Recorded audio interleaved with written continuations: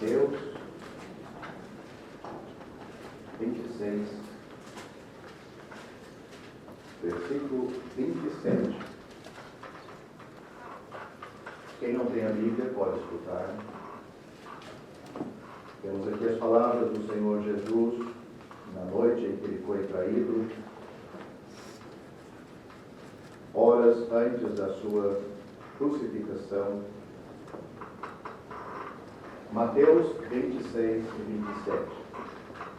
E tomando o cálice, e dando graças, deu-lhe, dizendo: bebei dele todos, porque isto é o meu sangue, o sangue do Novo Testamento, que é derramado por muitos, para a remissão dos pecados. A palavra remissão significa perdão. Vamos para o Evangelho de Lucas, capítulo 18. Versículo 9. Lucas 18 e 9. Temos aqui uma parábola do Senhor Jesus.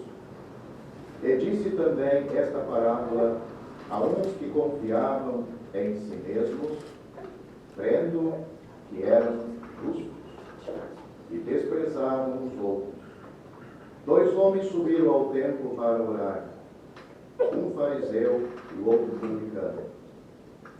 O fariseu, estando em pé, orava consigo desta maneira: ó Deus, graças te dou, porque não sou como os demais homens, roubadores, injustos e adúlteros, nem ainda como este publicano. O publicano era um cobrador de imposto que trabalhava para Roma. Jejuo 2 vezes na semana e dou os dízimos de tudo quanto possuo. O publicano, porém, estando em pé, de longe, nem ainda queria levantar os olhos ao céu, mas batia no peito, dizendo: ó Deus, tem misericórdia de mim, pecador. Digo-vos que este desceu justificado para a sua casa, e não aquele, porque qualquer que a si mesmo se exalta, será humilhado, e qualquer que a si mesmo se humilha, será exaltado. Só isso que vamos ler. Com a bênção de Deus. Não existe nada no mundo tão terrível, tão maligno, tão devastador como o pecado. Não tem fome, não tem sede, não tem doença que seja mais terrível do que o pecado. Uma pessoa pode estar sendo consumida aos pedaços, pouco a pouco, com uma doença terrível, em cima de uma cama. Ou talvez uma pessoa totalmente paralisada, só mexe os olhos. Ou talvez uma pessoa em coma, vegetando, com câncer, sendo cada dia devorado por este mal. E mesmo assim, não tem nada na criação que um ser humano possa sofrer, que possa chegar perto do quão maligno é o pecado. Por que, meus irmãos? Essas coisas não vai separar ninguém de Deus. A doença não leva ninguém para o inferno. A Mas o pecado separa o pecador de Deus nesta vida e vai separá-lo para sempre de Deus na eternidade. Com a morte, os sofrimentos físicos, sejam os piores que forem, a pessoa pode ter sofrido a maior parte da sua vida, mas com a morte tudo termina. Mas o pecado, com a morte, apenas começa um sofrimento que nunca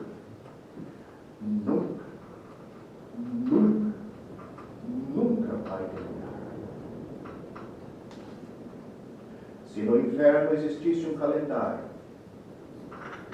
quando a pessoa pudesse marcar, eu já estou aqui 1000 anos, apenas começou. Você não acha que o pecado é algo terrível? E quero dizer que cada pessoa que não é salva aqui carrega esta sentença de morte. Não somente a morte física, mas a sua morte eterna, a sua separação de Deus para sempre. É por isso que temos o prazer de anunciar que você não precisa receber o salário dos seus pecados, que é a morte. Você pode ser salvo. Deus pode mudar a sua vida hoje, com a salvação que Ele tem para lhe oferecer, e mudar o seu destino na eternidade. Se você não receber esta salvação de Deus, que muda a sua vida hoje, tampouco vai mudar o seu destino na eternidade. É tão certo como você está sentado nestes bancos hoje. Se você morrer hoje em seus pecados, você vai entrar imediatamente no inferno. Não vai passar por nenhum julgamento antes, não vai ser pesado nada na balança, porque você já tem pecados suficientes. A Bíblia diz: já está condenado.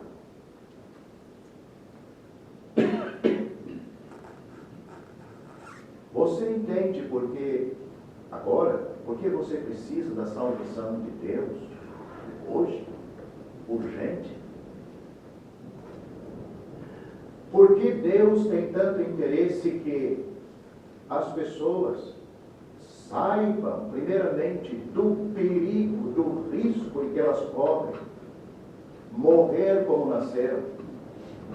O Senhor Jesus Cristo mesmo disse: todos nós, você e eu, nós nascemos no caminho largo e espaçoso,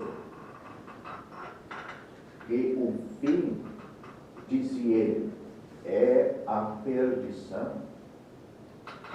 Palavras mais claras do que esta não é preciso. O caminho largo e espaçoso que nós nascemos, ele disse, o fim é a perdição. O que mais o pecador precisa ouvir para saber este meu caminho? Deus já me avisou. Se uma pessoa ouvisse somente esta mensagem, era suficiente para ela saber: se eu continuar neste meu caminho, Deus já me avisou que um dia eu vou chegar no inferno. Posso viver 100 anos, não importa o fim daquele caminho. Pode ter sido uma pessoa pobre, sofreu muito na vida, mas nunca teve a salvação de Deus. Pode ter sido um rico, desfrutou de todos os prazeres que a vida pode oferecer, mas nunca foi salvo. Ele carrega uma bagagem, pecador, condenado, e o fim da sua vida é a perdição. Certa vez Davi disse: eis que em iniquidade foi formado, e em pecado me concedeu minha mãe. Em iniquidade fui formado, e em pecado concebeu minha mãe. O que ele estava reconhecendo e o que ele estava dizendo? Que ele nasceu com uma natureza pecaminosa. E por isto, esta natureza nele,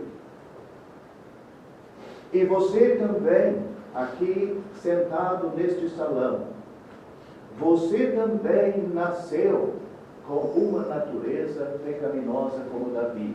E eu também. Uma natureza que tem sede, tem desejos, tem apetites pelo pecado. E o pecado fere, magoa, provoca a ira de Deus, fere a santidade de Deus. É por isso, meu amigo, que Deus ele tem prazer em salvar o pecador, enquanto ele está em vida. É por isso que Deus oferece, enquanto o pecador está no caminho largo e espaçoso, antes que termine, chegue o fim da sua vida, oferecer a ele a salvação que existe e foi preparada em seu Filho. Será que todos nesta reunião já têm posse desta salvação? Já têm uma experiência, um encontro com Ele? Porque a Bíblia diz que a salvação é o encontro do pecador com o Salvador. Como, diz alguém? Pela fé. Não é você vindo até a frente. Não é você levantando o braço. Não é você sendo batizado. Não, a salvação que Deus tem para oferecer foi preparada por seu Filho na cruz. E o pecador, reconhecendo esta gravidade que existe nele mesmo, mas também pode reconhecer que tudo Cristo já tem feito. E com perfeição Ele consumou lá na cruz. E foi por mim. Você ouviu esta noite o que Ele disse? Quando Ele distribuía entre os 11 discípulos o cálice na instituição da ceia, Ele disse: esta figura, o cálice, é uma figura do meu sangue, que eu vou derramar lá na cruz para a remissão dos pecados, perdão dos pecados. Não é a vida de Cristo que salva você e a mim. Era necessário Ele viver para morrer? Ele não podia morrer sem ter nascido e ter vivido aqui. Era necessário ter provado que é um homem verdadeiro, sem pecado. Mas Ele mesmo disse: se o grão de trigo caindo na terra e não morrer, fica ele só. Porque Ele era o único grão de trigo. Nós não somos grão de trigo. Ou seja, cada pessoa que não é salva não é grão de trigo. A Bíblia diz que é joio.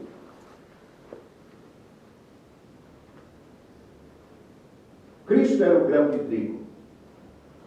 Aquele grão de trigo morrendo gerou outros grãos de trigo, que são as pessoas salvas. E cada pessoa que não é salva é um joio neste mundo, mas que pode ser salvo.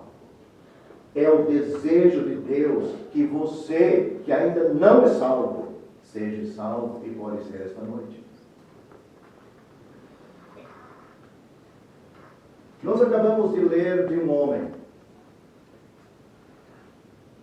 que ele estava muito enganado a seu respeito. Ele pensava que estava indo para o céu. Mas o Senhor Jesus Cristo disse: não. O Senhor disse aqui: aqueles que confiavam em si mesmos, crendo que eram justos. Só uma pessoa que confia em si mesmo crê que ela é justa.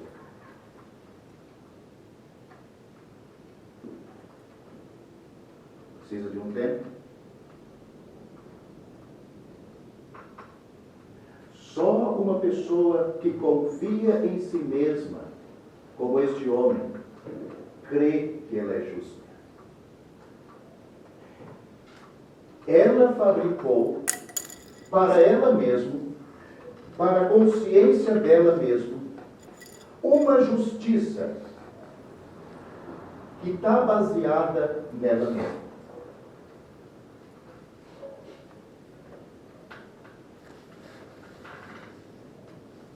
Será que temos pessoas assim esta noite? Você acha que está preparado para entrar no céu? Mas tudo que você tem é você mesmo. Este homem chegou na presença de Deus, lá no templo. E ele começa a orar a Deus. Mas o Senhor já começa a dizer que ele falava consigo mesmo. E ele começa a dizer, primeiramente, que ele não era como os demais homens. Não era roubador, não era injusto, não era adúltero. Esse era o lado negativo da vida das pessoas. E ele disse que ele não era. Mas mais o lado positivo. Ele disse que pagava o dízimo, ele jejuava 2 vezes na semana e pagava os dízimos de tudo quanto possuía.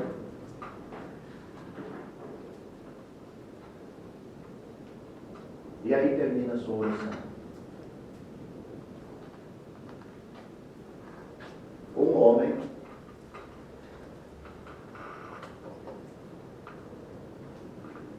ele entrou no templo de Deus armado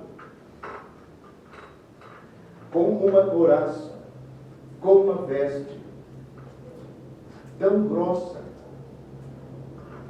que não tinha lugar para Deus falar com ele. Ele não tinha ouvidos para Deus. Ele não tinha coração para Deus. Ele estava revestido de uma coisa que Deus abomina e odeia: a justiça própria. Porque a justiça própria brota de um pecador condenado por Deus, que Deus diz: tu só serve para o fogo do inferno por causa dos teus pecados. Sabe que Isaías, um homem de Deus, compreendeu a respeito dele e das pessoas que estavam à sua volta? Ele diz: todos nós somos como o imundo, e as nossas justiças como o trapo da imundícia. Isaías, ele estava falando de um leproso. O imundo era um leproso, uma pessoa que estava com o seu corpo em chagas. Ele já estava caindo aos pedaços, apodrecendo vivo. Ele diz: todos nós. Ele comparou o pecado no ser humano como estas chagas podres, expostas. O pus está saindo. E ele diz: a nossa justiça é a roupa deste imundo oferecido para Deus. Aqui tem um homem assim. Mas no mundo, meu amigo, existem milhares e milhares e milhares de pessoas que têm a mesma postura deste homem.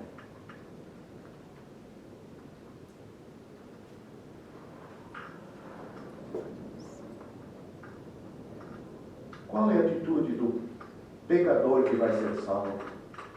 É esta atitude aqui? O que Deus pode fazer com um homem assim?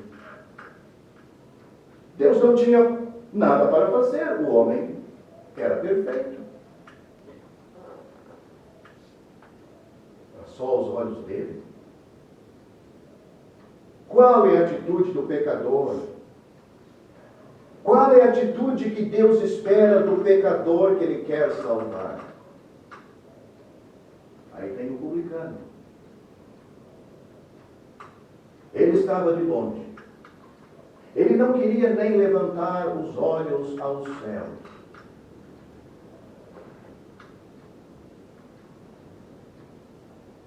Ele tinha uma coisa aqui dentro do peito que estava matando ele. O outro, ele tinha uma coisa no peito dele que o exaltava.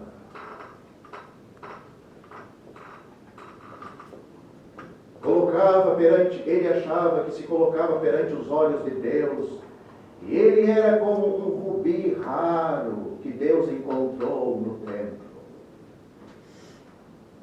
O pecador que queria a salvação de Deus, ele olhou para dentro dele e viu: ai de mim, ó Deus, tem misericórdia de mim, pecador.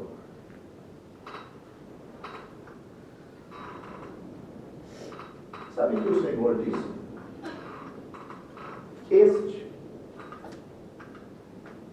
Este aí. Inclusive que o público, que o fariseu disse: eu não sou como ele.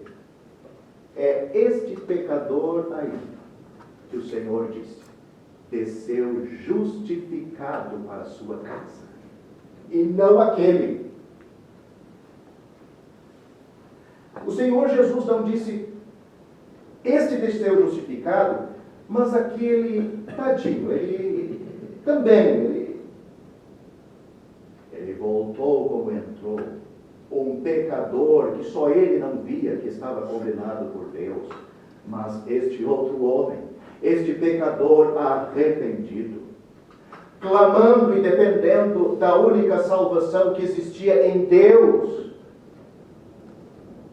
O Senhor disse: este desceu justificado para a sua casa. Deus pode justificar o pecador. Deus pode conceder justiça para ele, torná-lo justo aos olhos de Deus.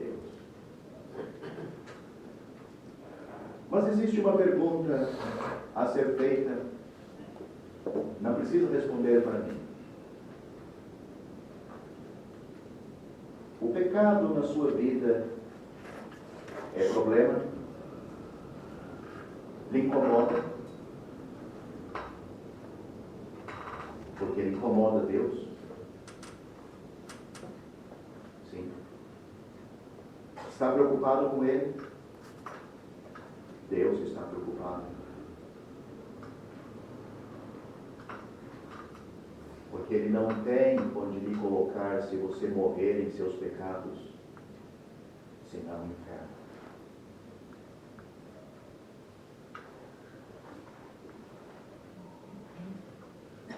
Tem pessoas orando dia e noite para que você seja salvo. Deus não dorme. Deus trabalha para que você seja salvo. Porque se você morrer em seus pecados sem a salvação, Ele não tem onde lhe colocar, a não ser no inferno.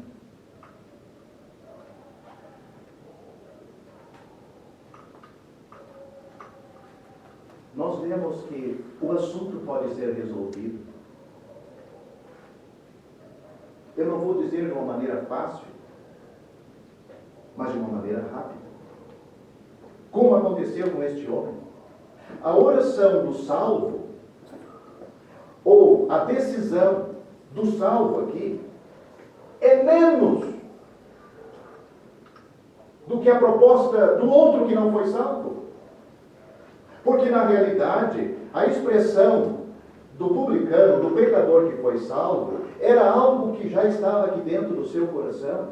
A coisa já estava funcionando aqui. Ele chegou naquele lugar reconhecendo: eu sou um pecador condenado por Deus. Ele saiu da sua casa com um aperto no seu peito, na sua alma.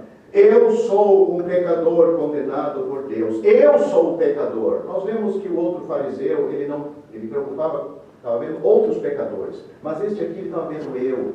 E ele foi ao templo para resolver o assunto com Deus. E ele disse: ó Deus, tenha misericórdia de mim. Você quer ser salvo? Faça o mesmo. Tenha misericórdia de mim. Sabe o que é misericórdia? É quando nós devemos ser julgados, condenados. Mas ele está pedindo: Deus, segura a tua ira, retém a tua ira. Ele está dizendo: eu sou merecedor do castigo, eu sou merecedor de ser lançado no inferno por causa dos meus pecados. Mas, Senhor, segura a tua ira. E justifica este pecador. Será que existe uma alma nesta noite assim? Meu prezado ouvinte, nós lemos que para a tua salvação, para a minha salvação, foi necessário, escute bem, foi necessário o Filho de Deus morrer sobre a cruz. Mas eu vou dizer uma coisa. Antes da sua morte, quando ele estava vivo, ele foi ferido de Deus e oprimido. Ele foi ferido pelas nossas transgressões, ele foi moído por nossas iniquidades. Quando ele estava vivo, ele sofreu os horrores do juízo divino caindo sobre ele. Você sabe o que significa perdão? O perdão é mandar o pecador embora sem os seus pecados. E Deus fica com eles. Mas será que ele guarda no bolso dele? Não. Há 2000 anos atrás, Deus, a Bíblia diz, aquela pessoa que estava na cruz, diz: Deus o fez pecado por nós, transferiu a nossa dívida e o condenou no nosso lugar. É por isso que a salvação é de graça, porque alguém pagou o preço totalmente. É por isso que a Bíblia pode dizer: pela graça sois salvos por meio da fé. Não é nem a fé que salva. A fé é a mão que toma posse do Salvador que o salva.